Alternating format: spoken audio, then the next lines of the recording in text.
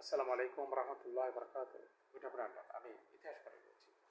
আজকে 22শে মে, ঠিক 10 দিন আগে 12 মে একটা খবর বেরিয়েছে কালের কণ্ঠে যে ক্যাপটিভে বিদ্যুৎ গ্যাস দেওয়া নাকি লস। রেজাউল করিম সাহেব পিটিভির চেয়ারম্যান, উনি বলছে উনি ধন্যবাদ পাওয়ার যোগ্য। তবে উনি এটা 22 বছর আগে 22 বছর আগেও বলতে পারতেন, ইভেন 22 মাস আগেও যদি বলতেন, দেশ প্রচুর আর্থিক ক্ষতির হাত থেকে বাঁচত এবং যে আমাদের যে বেশি দামের এলএনজি আমদানি করতে হতো সেটা হয়তো করা লাগতো না। এটা একটা বাস্তব সত্য এটিতে আছে। এই কথা পরবর্তীতে বলা হয়। ক্যাপটিভটা কি জন্য? নিরবিচ্ছিন্ন বিদ্যুৎ পাওয়ার জন্য।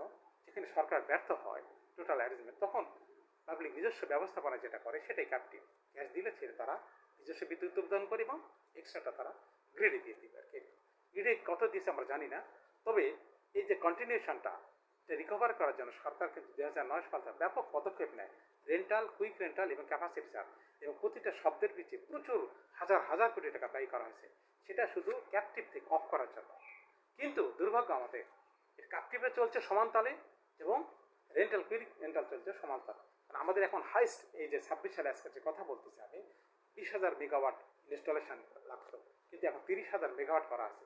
তবুও কেন নির্বিচ্ছিন্ন বিদ্যুৎ পাবে না কারখানা? কেন আমাদের লোডশেডিং হবে? আর কেনই বা ক্যাপটিভে গ্যাস দিতে হবে? দিলে তো ক্ষতি নেই, জাতীয় স্বার্থের জন্য ফর দ্য টাইম বিং আপনি দিতে পারেন, এমনি দেওয়া হয়েছে, কিন্তু সেটা এখন কেন কন্টিনিউ করা হইতেছে?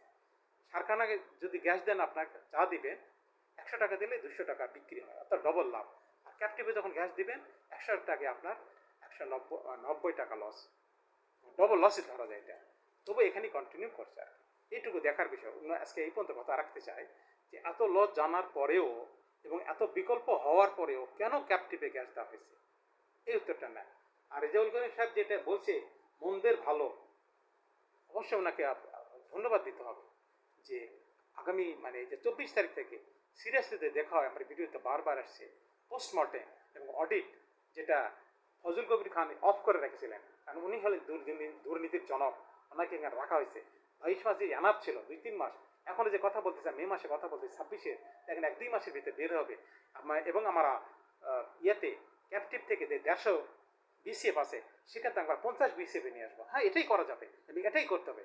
যদি রাজনীতি করতে চান, দেশ নিয়ে যদি কথা বলতে চায়, আমি খারাপ ভাষায় আর কথা বলবো না, কারণ আমি অলরেডি বলেছি এরা কি বিশুদ্ধ বলি সন্তান কিনা, ওই পরিবেশের লোক কিনা, তাহলে কেন এরা সত্যটা বের করতে পারে না? কেন বের করতে পারে না? এটা আমার আজকে প্রশ্ন থেকে গেল। যদি দেশের কথা বলেন, স্বাধীনতার কথা বলেন, মুক্তিযুদ্ধের কথা বলেন, এই উত্তরটা আপনাদের দিতে হবে।